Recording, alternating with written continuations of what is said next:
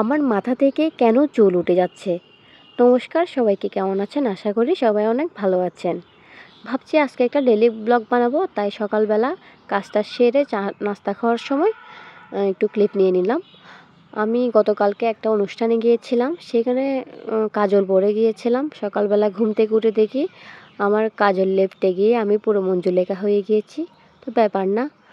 তো আমার সকালবেলা ঘুম থেকে উঠে মাথা আঁচড়াতে কেন জানি আলসি লাগে, আমি একটু বেশি অলস। তো আরেকটা কথা হচ্ছে, যেটা মেন কথা, আমি আগে প্রচুর সিঁথি পরে সিঁদুর পরতাম। তো আমাকে অনেকজনে মানা করেছিল যে এখন সিঁদুরের মধ্যে প্রচুর ভেজাল, মানে বেশি দিলে চুল উঠে যায়, প্রায় এটা নাকি অনেকে ভুক্তভোগী। তো আমি কারো কথা শুনি নাই। তাই আজকে দেখুন আমার প্রায় খেয়াল করলে বুঝতে পারবেন আমার কপালের ওখান থেকে চুল উঠে গিয়েছে প্রচুর। আর আমার বাড়িটা একটু রাস্তার পাশে, তাই যানবাহনের একটু শব্দ হতেই পারে, তো এটা ইগনোর করবেন। তো আমি সকালবেলা বাজার সবজি টবজি সব নিয়ে বসে গেলাম কি রান্না করা যায় সেটা ভাবার জন্য। তো এখানে আমি রান্না করে নিচ্ছি। আজকে আমি একটা মাছ রান্না করছি। এই মাছটা আমার শাশুড়ি খায় না, তো আমাদের এখানে তো লাল পোয়া বলে, অন্য জায়গায় কি বলে আমার জানা নেই। আমার শাশুড়ি একটু মাছ বেছে খায়, তার জন্য এই মাছটা উনি খায় না। তো আমার কিন্তু এটা অনেক ভালো লাগে, গতকালকেও এটা আমি ভাজি করে খেয়েছি। তো আজকে একটু শিম আর আলু দিয়ে এটা রান্না করছি, একটু ঝাল ঝাল করে। তো যাই হোক, মাছটা আমার প্রায় রান্না করা হয়ে গিয়েছে। আর হচ্ছে কি, আমার শাশুড়ি যেহেতু খাবে না, তো অন্য কিছুও রান্না করতে হবে, তাই শুটকির তরকারি রান্না করব। আর হচ্ছে টমেটো ভর্তা করব। আমাদের ঘরে সবারই প্রায় টমেটো ভর্তাটা পছন্দ আর কি। আমার হাজব্যান্ডের একটু কম পছন্দ, কারণ ও টমেটো একটু কম খায়। তারপরও মানে ভর্তা করলে একটু পছন্দ করে, তাই বেশিরভাগ সময় ভর্তাই করা হয়।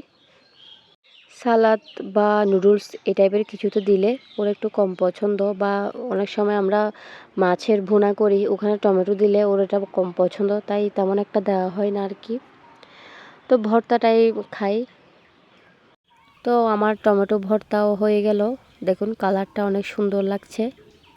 আর আমার এই রান্নাঘরের জানলাটা আমার অনেক পছন্দের, মানে আমার অনেক ভালো লাগে এদিকে রান্না করতে। তো আমাদের বড়দের জন্য যেগুলো রান্না করেছি ওগুলো তো আমার মেয়ে খেতে পারবে না, তাই আমার মেয়ের জন্য একটু খিচুড়ি রান্না করব, সবজি খিচুড়ি। তো এদিকে আমার শুটকির তরকারিও রান্না হয়ে গেল। তো প্রায় রান্না শেষ, সব কিছু রান্না করে আমি একটু এদিকে দেখতে আসলাম।